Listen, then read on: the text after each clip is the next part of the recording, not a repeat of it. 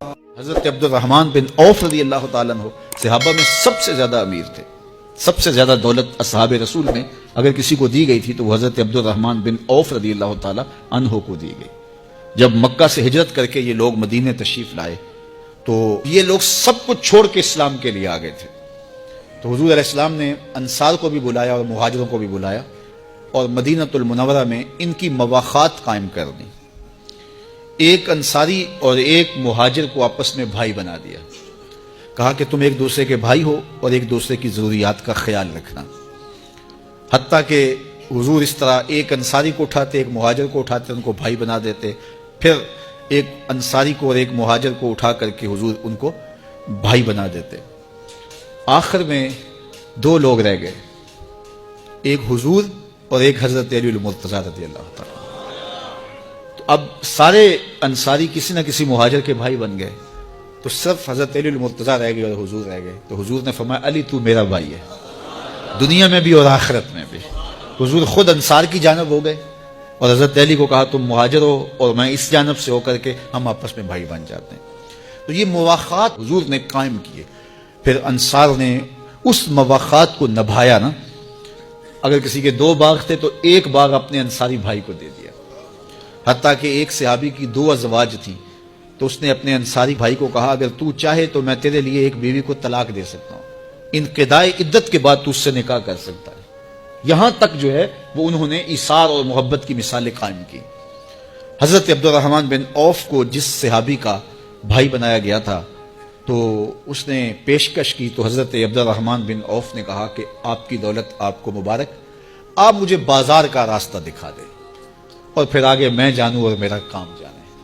تو وہ گئے اور آپ کو بازار چھوڑ آئے اور بتایا کہ کاروبار یہاں یہ بہتر ہے. پھر حضرت عبدالرحمن بن عوف رضی اللہ تعالیٰ عنہ نے کاروبار کیا. اللہ نے ان کو اتنا رزق دیا کہ اس رزق سے انہوں نے اپنی ضروریات کو بھی پورا کیا, اس رزق سے اپنے اہل و عیال کی ضروریات کو بھی پورا کیا, اس رزق سے آپ نے خیرات بھی کی, صدقہ بھی کیا, غرباء کو بھی دیا, یتما کو بھی دیا, مساکین کو بھی دیا, ارامل کو بھی دیا. اس رزق سے بھوکوں کو کھانا کھلایا, ننگوں کو لباس پہنایا, جہاں جہاں ضرورت تھی وہاں وہاں انہوں نے پیش کیا. صرف ایک مد جو حضور نے ترغیب دی کہ غلام آزاد کیا کرو, تو حضرت عبدالرحمن بن عوف نے زندگی میں 30,000 غلام آزاد کیا. 30,000 غلام آزاد کیے. اور جب آپ کا وصال ہوا تو آپ کی 4 ازواج تھی, آپ کی اولادیں بھی تھیں. تو ان اولادوں کو بانٹا گیا اور بیوی کا 8واں حصہ ہوتا ہے تو وہ حصہ ان 4 ازواج میں بانٹا گیا. اس میں باغ بھی تھے, اس میں گھوڑے بھی تھے, اونٹ بھی تھے, اس میں جائیدادیں, زمینیں, مکانات, سب کچھ تھا. وہ سب بانٹنے کے بعد 8ویں حصے میں جو صرف سونا آتا تھا وہ ازواج کو بانٹنے کے لیے مزدور صبح سے ہوئے شروع اور ظہر تک کلہاڑوں سے سونا کاٹ کے الگ کرتے رہے. اللہ نے اتنا مال حضرت عبدالرحمن بن عوف کو عطا کیا.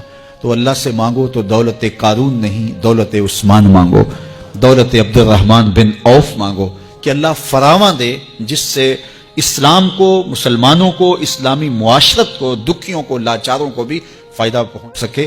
اور غلاموں کو جس طرح آزاد کیا ان لوگوں نے, ہم بھی اس وقت جو لوگ بیچارے پھنسے ہوئے ہیں, جن کی بیٹیاں گھروں میں جوان بیٹھی ہیں اور ان کے پاس نہیں ہے ان کو گھر سے اٹھانے کے لیے کچھ, تو یہ اس دور کے اندر ایک مشکل مسئلہ ہے, تو ہم ان کی مدد کر سکیں. ہمارے گھر میں دولت کے انبار ہو, ہمارے بینک بھرے ہوئے ہوں اور ہمارا ہمسایہ اور غریب ساری رات جاگ جاگ کے گزار دے تو اس سے ہمیں ضرور پوچھ ہوگی, ہم سے سوال کیا جائے گا. اس لیے اگر آپ کے پاس دولت ہے, آپ کے پاس سرمایہ ہے, تو وہ آپ اپنے غریب رشتہ داروں میں, آپ اپنے ہمسایوں میں, آپ اپنے عزیزوں میں ضرور اس کے ثمرات منتقل کیجئے. اور یہ ہمیں اسلام نے ترغیب دی ہے تاکہ جو ہے وہ دولت پھیلتی چلی جائے.